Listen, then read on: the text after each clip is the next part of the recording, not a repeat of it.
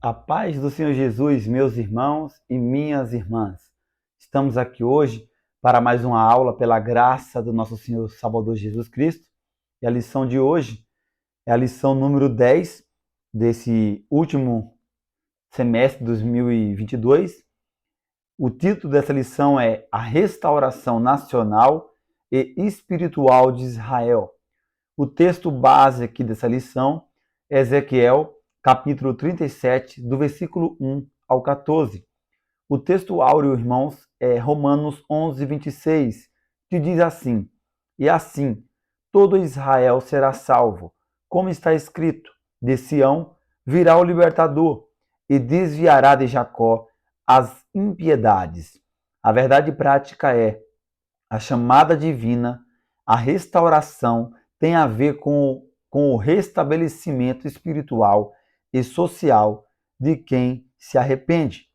Irmãos, antes de entrar aqui na lição, peço a você, se você puder, compartilhe o canal, se inscreva no canal para acompanhar os vídeos e as lições que eu posto, as ministrações que eu posto. Também eu quero convidar você a participar do grupo do Telegram, que está aqui na descrição do vídeo ou nos comentários. Também acompanhar nosso programa na rádio El Shaddai Vida.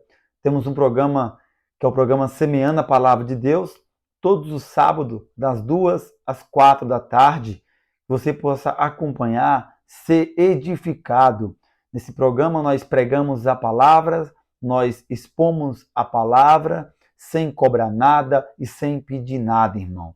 É tudo para a honra e glória do nosso Senhor e Salvador Jesus Cristo. Entrando aqui na lição, irmão, lição número 10, nós vamos dar início aqui na introdução. Essa introdução aqui, eu quero falar um pouco, né, sobre o cenário, quando essa visão do Vale dos Ossos Secos foi dada a Ezequiel. Era um cenário, irmãos, caótico. O templo tinha sido destruído. Jerusalém já não era a mesma Jerusalém do começo. Estava em ruínas, estava em destruição. O choro e a tristeza tomou conta do povo. Os judeus estavam dispersos, irmão, ficaram desesperados. Aqueles que moravam ali na região onde Ezequiel estava, estavam desesperados, porque a sua cidade natal, quando eles tinham esperança de voltar, não existia mais. Estava tudo acabado. Ele estava sem um templo. Eles não tinham um rei. Eles não tinham mais uma cidade. Deus tirou, irmão, tudo daquele povo por causa da idolatria, da imoralidade que habitou no meio daquele povo. E a visão aqui de Ezequiel 37, ela pode ser dividida, irmãos, em duas partes, irmãos. A primeira parte é a visão do Vale dos Ossos Secos, que é uma promessa divina da restauração de Israel como nos tempos antigos, uma restauração nacional e espiritual. E isso é do versículo 1 ao 14 de Ezequiel 37. A outra parte aqui de Ezequiel 37, que pode ser dividido, esse capítulo, em duas profecias, que é a segunda parte, que tem o seu início no versículo 15, que trata dos mesmos assuntos, mas o enfoque, o objetivo é a reunificação dos reinos, mostrando que Judá e Israel, cujo estava separado nesses dias aqui de Ezequiel, mostra uma visão futura. Essa segunda parte aqui de Ezequiel 37, do versículo 15 em diante, mostra que nos últimos dias, quando Deus estabelecer a paz em Israel, estabelecer a paz no mundo, essas nações serão uma só, serão um só povo, não mais serão irmãos separados, irmãos divididos. E entrando aqui, irmãos, no primeiro tópico, sobre o significado do Vale de Ossos Secos, nós vamos ter no primeiro tópico 3 subtópicos. O primeiro é os ossos secos, o segundo, o significado, e o terceiro, as promessas de Deus.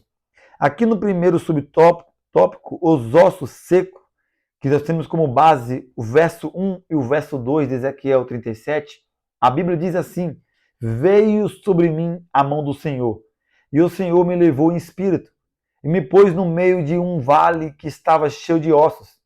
Verso 2. E me fez andar ao redor deles, e eis que eram muito numerosos sobre a face do vale, e estavam sequíssimos. Irmãos, Ezequiel ele tem uma visão da parte de Deus, como se encontrava a nação de Israel. A nação de Israel estava morta, estava sem vida, porque Israel não era mais aquele Israel do início. Israel tinha sido levado cativo. O cenário era, o povo não tinha mais terra, o povo não tinha mais templo, o povo não tinha mais rei. Deus tirou tudo o que aquele povo tinha esperança. Deixou aquele povo sem nada, irmão. Assim, absolutamente nada, de mãos vazias.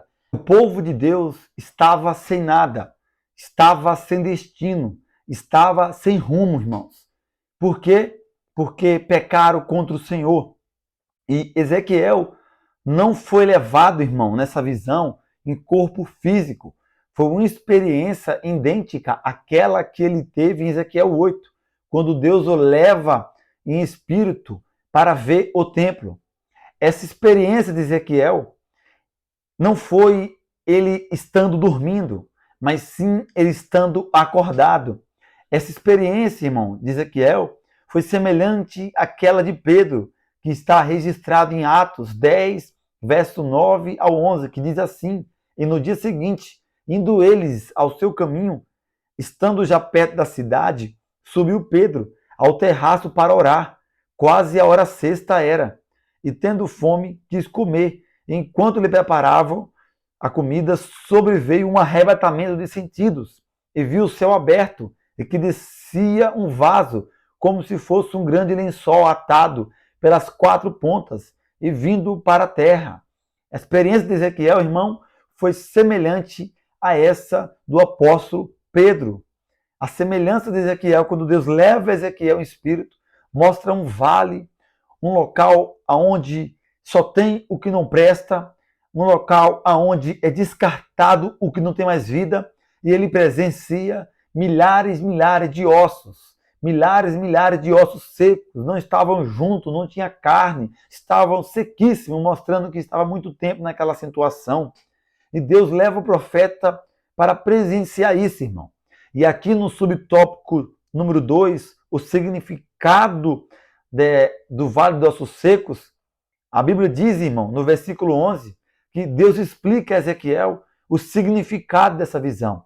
Ezequiel 37:11 diz que, então, me disse, filho do homem, estes ossos são toda a casa de Israel. Eis que dizem, os nossos ossos secaram e pereceu nossa esperança, nós estamos cortados. A explicação daquela visão, o entendimento daquela visão, o profeta recebe de Deus. Os ossos, irmão, são a nação de Israel. Eles estavam sem vida, todos mortos. O povo que estava na Babilônia estavam dispersos, eles estavam sem esperança. Após ouvir a notícia que tudo aquilo que eles tinham esperança de reconquistar estava acabado, e o discurso, irmão, o oráculo de Ezequiel, que foi entregue ao profeta, ele, com base aqui no versículo 11, nós podemos afirmar que isso aconteceu logo que Ezequiel recebeu a notícia da destruição do templo, que está lá em Ezequiel 33:21. E sucedeu que no ano do no 10º mês, aos 5 do mês do nosso cativeiro, veio a mim um que tinha escapado de Jerusalém, dizendo, ferida está a cidade.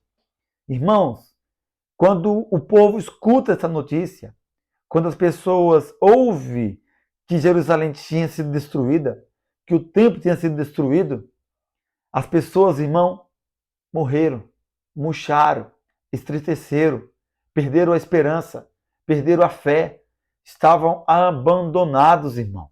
Isso era na mente daquele povo, no pensamento daquele povo.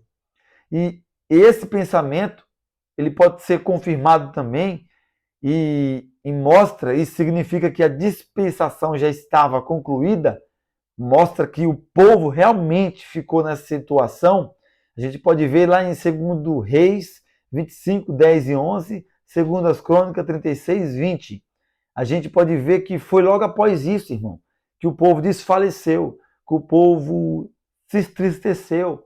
Porque quando você vai lendo, estudando o livro de Ezequiel e Jeremias, que pregaram junto com o mesmo objetivo, você vê que ali tinha falso profeta e as pessoas tinham esperança de ter o reino novamente restabelecido, ter a sua vida restabelecida, voltar à forma que eles viviam na sua cidade, ter o seu rei, ter os seus governantes. Mas quando, irmãos, eles viram que isso nunca mais voltaria a acontecer, o povo, irmão, morreu espiritualmente. O povo perdeu a esperança completamente. E esse vale, esses ossos secos, era a casa de Israel. E aqui você vê que o próprio Deus, ele diz, né? Eis que eles dizem, os nossos ossos se secaram e pereceu nossa esperança, nós estamos cortados. Eles pensaram, acabou, não tem mais jeito para nós. Deus deu cabo de nós, acabou a nossa esperança, acabou o que nós achávamos que nós ia reconquistar. E aqui no terceiro subtópico, irmão, as promessas de Deus, nós vamos ver que a visão de Ezequiel 37 nos mostra que Deus ainda iria fazer Israel voltar a ter vida. Isso, na época, parecia impossível na visão daquele povo, na visão daquelas pessoas, irmão. Mas, irmão, a questão é, para o nosso Deus não existe nada impossível. Para aquele povo parecia impossível ele voltar a ter a sua vida restaurada, voltar a ter os seus caminhos restaurados. Mas o nosso Deus, irmão, ele corrige, mas mesmo nosso Deus, ele também ampara.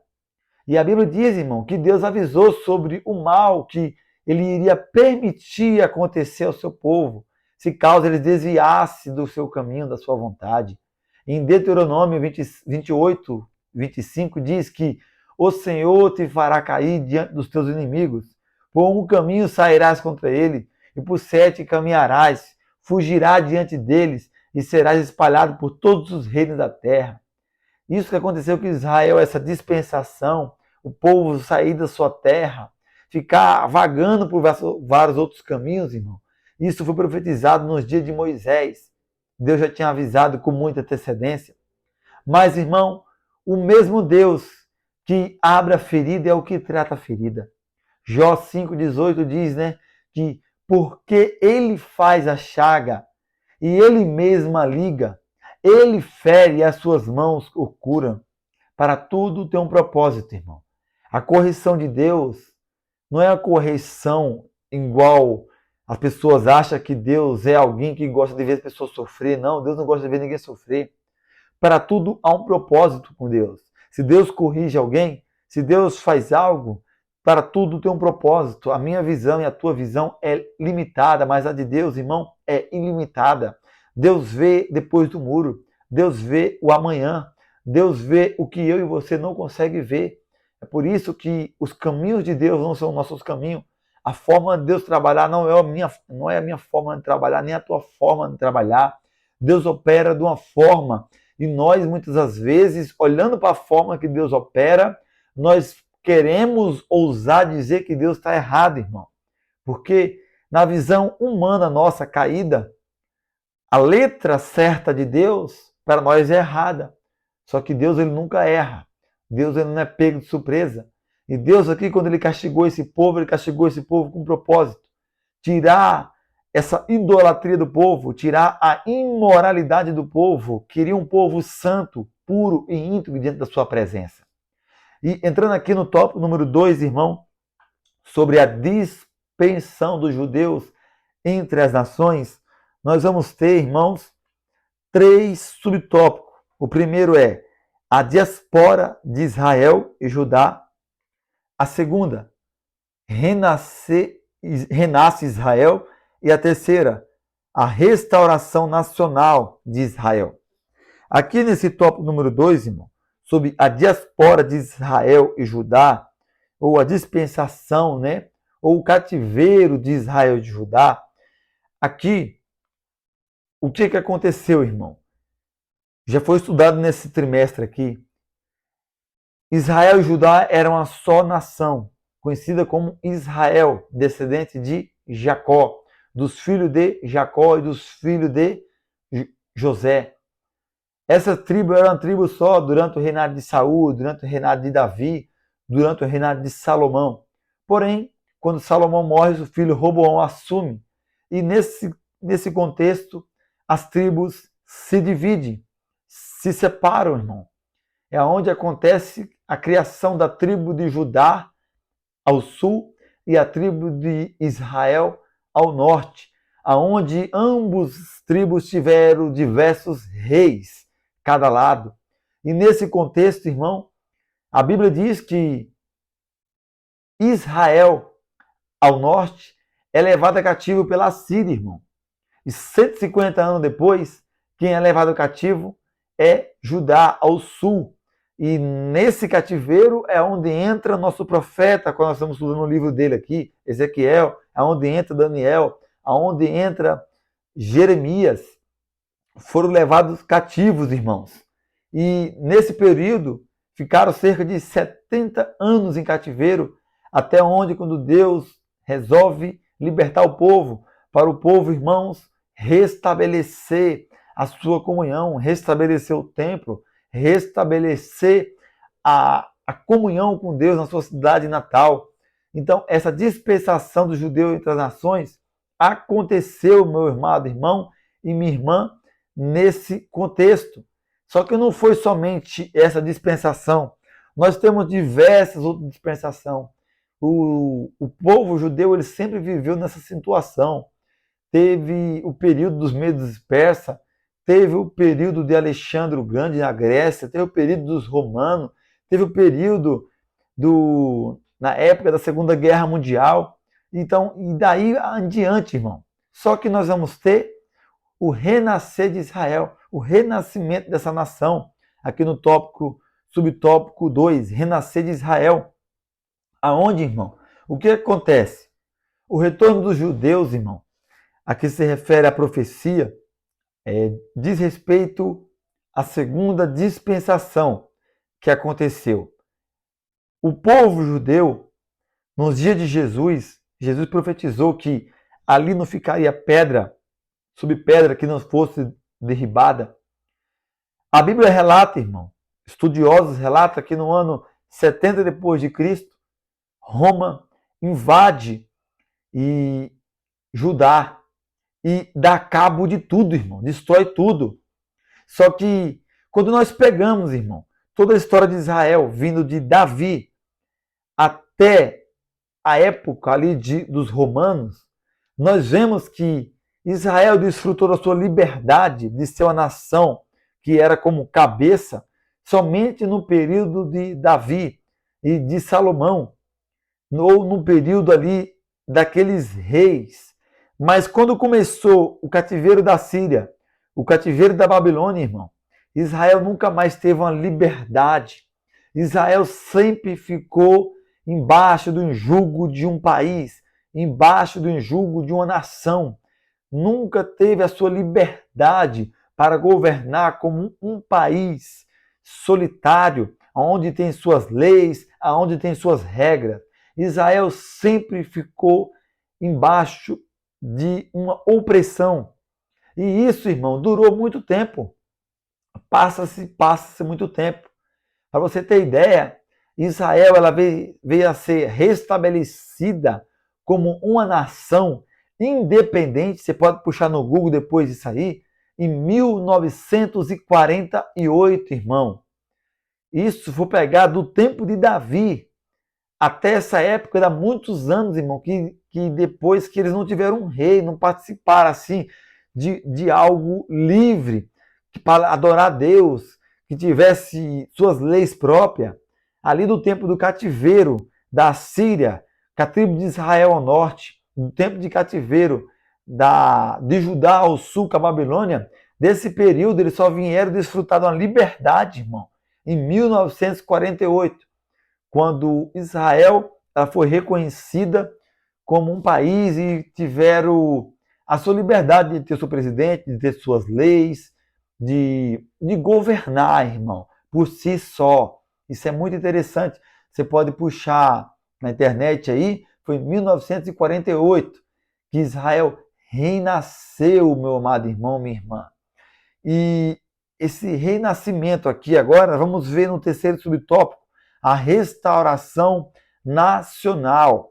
Nós temos como base o versículo 6 e 8 de Ezequiel 37, que diz assim: E porei nervos sobre vós, e farei crescer carne sobre vós, e sobre vós estenderei pele, e porei em vós o espírito, e vivereis, e sabereis que eu sou o Senhor. Então profetizei como me deu ordem, e houve um ruído. Enquanto eu profetizava, eis que se fez um rebuliço, e os ossos se juntaram, cada osso a seu osso. Eu olhei, e eis que vieram nervos sobre eles, e cresceu a carne, estendeu-se a pele sobre eles por cima, mas não havia espírito. Essa restauração nacional aqui, irmão, marca a criação novamente do país de Israel, o seu reconhecimento e sua liberdade, igual eu falei agora há pouco tempo. Então, essa restauração nacional, essa profecia aqui, versículos 6 a 8, ela se cumpriu em 1948, quando Israel ela foi restaurada novamente nacionalmente, como um povo, como uma nação livre para exercer suas leis, o seu governo e sua autoridade, irmão. Passou muito tempo, irmãos. Muitos anos se passaram, cerca aí de mais de 2.000 anos, né? Mais de 2.400 anos se passaram. Entrando aqui agora no último tópico, o milagre do século XX, esse terceiro e último tópico vai ter 3 subtópicos, o que é? Subtópico primeiro, o testemunho de Deus para o mundo.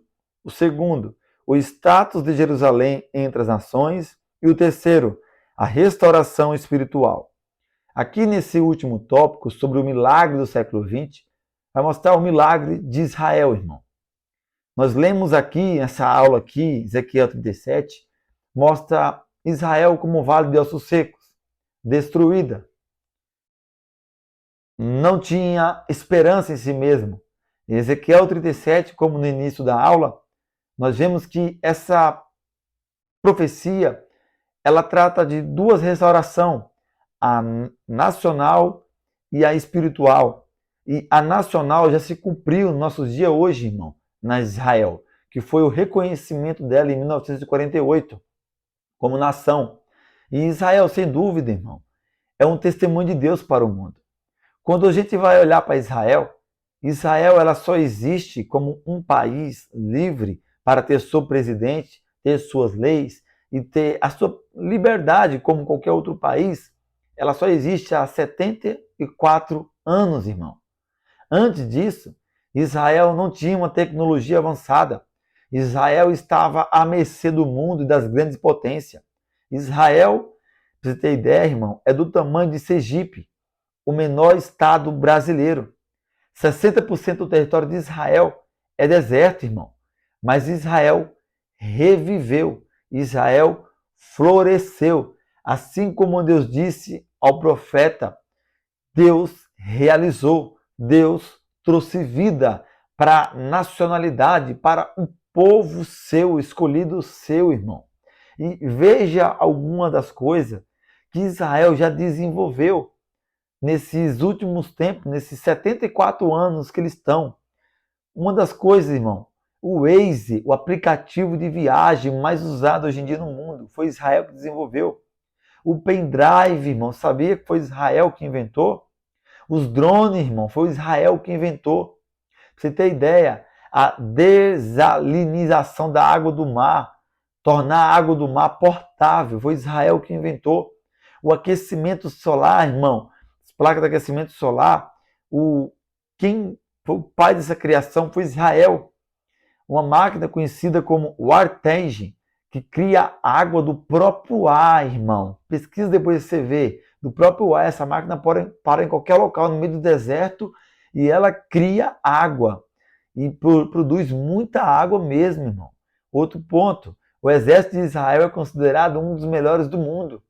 Israel é o segundo polo tecnológico do mundo. Irmão, será que não tem a mão de Deus nesse país? Lógico que tem, irmãos. Nosso Brasil tem há 500 anos o Brasil aí, né?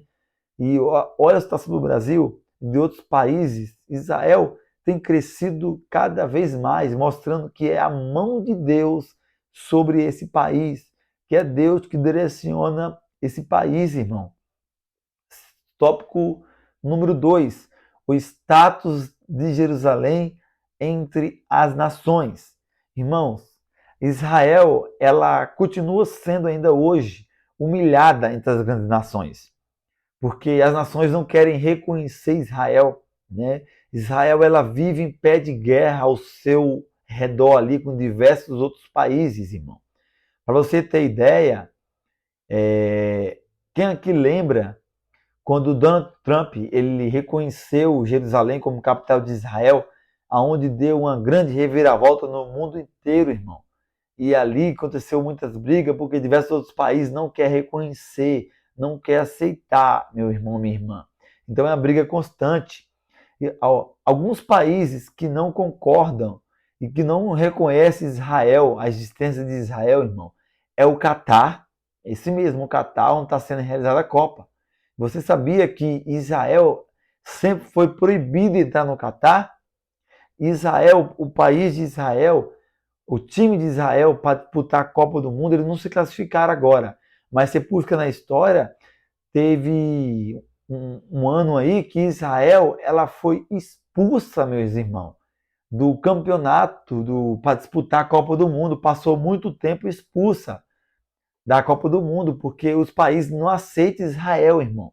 Então é uma rejeição constante, né? O povo, ele sempre persegue esse povo aqui. O Afeganistão é contra Israel, a Jara é contra Israel, Brunei é contra Israel, Iraque, Irã, Kuwait, Líbano, Líbia, Malásia, Paquistão, Iêmen, Síria, Arábia Saudita e diversos outros países também são contra Israel, irmão. Diversos outros países mostram apoio a esses países aqui, ao qual eu li aqui agora. Então, Israel, hoje no status do mundo, ela é odiada, ela é detestada, né? É um local que muitos estão de olho, querendo dominar Israel. É uma guerra, né, que está na Bíblia, Deus deixou claramente na Escritura. Alguns atribuem essa condição dessa guerra inteira à questão da descendência de, de Abraão, né, do filho de Abraão com a escrava. Outros atribuem aquela profecia onde o profeta Natã ele corrige a Davi, né, e diz que a espada nunca se apartará da tua casa. Então tem diversas linhas teológicas aí, né, irmãos? Mas Israel é sempre detestado. O status de Israel no mundo hoje não é bem visto para muita gente. Muitas pessoas eles querem ver o fim de Israel. Mas nós sabemos que esse povo é um povo de Deus, abençoado por Deus. No último e terceiro subtópico aqui, a restauração espiritual de Israel, como eu já falei, Ezequiel 37, né? Ela vai tratar da restauração nacional, da restauração espiritual e da junção das tribos inteiras em um só povo, como era no início, irmãos. E na restauração espiritual, nós vemos lá em Zacarias 12:10, quando o espírito de graça e de súplica vier sobre os justos, aí ocorrerá a restauração espiritual, conforme descrito aqui no profeta Zacarias 12:10, que diz assim: mas sobre a casa de Davi e sobre os habitantes de Jerusalém derramarei meu espírito de graça e de súplica, e olharão para mim, a quem traspassaram, e pratearão sobre ele, como quem prateia pelo filho unigênito, e chorarão amargamente por ele, como se chora amargamente pelo primogênito. Aqui é mostrando que Israel vai reconhecer Cristo, né, Jesus, porque Israel não reconhece. Para o povo judeu, para a maioria, eles acreditam que o Messias não veio, né? Esperam o Messias, né? Aguardam a vinda do Messias, né? Jesus veio, mas eles mesmos rejeitaram ao seu Salvador. Mas pela rejeição daquele povo, a graça alcançou a mim e a você. E Deus, irmão, ele colocará sobre o seu povo, o seu espírito, como colocou em mim, como colocou em você, para nós sermos libertos pelo poder da presença do nosso Senhor Jesus Cristo. Ezequiel 37:14 diz que e porei em vós o meu espírito, e vivereis, e vós porei na vossa terra, e sabereis que eu, o Senhor, disse isso e fiz, diz o Senhor. Aqui é mostrando na profecia de Ezequiel 37, do verso 1 ao 14, Deus mostra para o profeta o vale de ossos secos, os ossos sequíssimos, separados, né, mortos. Mas Deus aqui, ele faz uma promessa, Ezequiel 37, que ele ia restaurar esse povo que estava separado, esse povo que estava sem vida, esse povo que estava sem espírito. Deus ia colocar sobre eles, irmãos, iria restaurar esse povo. Essa restauração total de Israel, ao qual ocorrerá de uma grande forma, de um grande avivamento, a grande libertação, será nos últimos dias, irmãos. E o nosso apóstolo Paulo, ele relata isso em Romanos, capítulo 11, do verso 15 ao 26, que diz assim: pois se a rejeição deles é a reconciliação do mundo, o que será da sua aceitação, senão vida dentre os mortos? Se é santa a parte da massa que é oferecida como primeiro fruto, toda a massa também é. Se a raiz é santa, os ramos também serão. Se alguns ramos foram cortados, e você, sendo oliveira brava, foi ejertado entre os outros, e agora participa da seiva que vem da raiz da oliveira, aqui, irmão, é Paulo falando de nós, de mim, de você, meu amado irmão. Nós era oliveira braba. Nós foi o quê? Nós fomos enxertados, irmão, entre os outros. E nós participamos da ceifa que vem da raiz da oliveira, né? Aí Paulo continua: não se glorie contra esses ramos. Para nós, o povo cristão, não se gloriar, não querer se achar contra o povo de Israel, o povo judeu que não reconheceu a Cristo. Não se glorie contra esses ramos. Se eu fizer, saiba que não é você quem sustenta a raiz, mas a raiz é você. Então você dirá: os ramos foram cortados para que eu fosse ejertado. Aqui nós dizendo, Israel foi deixada de lado durante um tempo para que eu e você alcançasse a graça. Aí Paulo diz: está certo, eles, porém, foram cortados devido à incredulidade, e você permanece pela fé. Não se orgulhe, mas tema, pois se Deus não poupou os ramos naturais, também não poupará você. Portanto, considere a bondade e a severidade de Deus. Severidade para com aqueles que caíram, mas bondade para com você, desde que permaneça da bondade dele. De outra forma, você também será cortado. E quanto a eles, mostrando para o povo de Israel, se não continuarem na incredulidade, serão enxertados, pois Deus é capaz de enxertá-lo outra vez.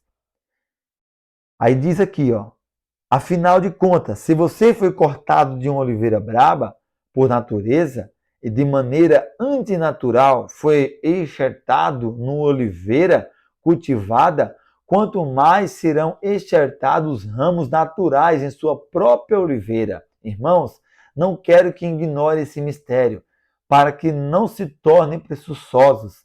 Israel experimentou um endurecimento em parte, até que chegasse à plenitude dos gentios, e assim todo Israel será salvo, como está escrito: virá de Sião o Redentor, que desviará de Jacó a impiedade.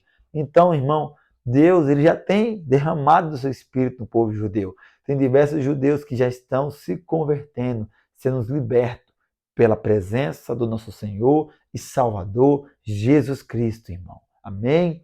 E aqui a conclusão é que Israel é, sem dúvida, né, irmão, um milagre de Deus. A gente olhar para Israel e não ver a mão de Deus sobre esse povo é impossível, né? Israel é a menina dos olhos do Senhor. E Deus tem operado no meio desse seu povo.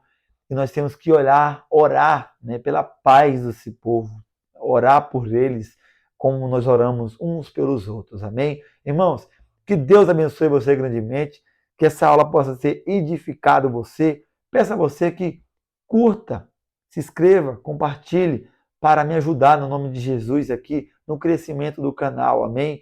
Não tem como estar gravando aulas direto, irmão, Como já falei uma vez, eu trabalho, tenho um bom ministério, tenho que atender as agendas, tenho as obrigações, sou casado, então eu não tenho um tempo assim livre para ficar 6, 7 horas por dia, né, preparando estudo, preparando aulas. Esse é meu desejo. Um dia talvez Deus prepare isso, mas esse não é o momento. Então, o tempo que eu tenho, eu me encaixo, preparo a aula e divulgo para vocês, de alguma forma, edificar e ajudar vocês. Amém? Que toda honra, que toda glória seja do nosso Salvador Jesus Cristo. Fique com Deus. Até a próxima aula.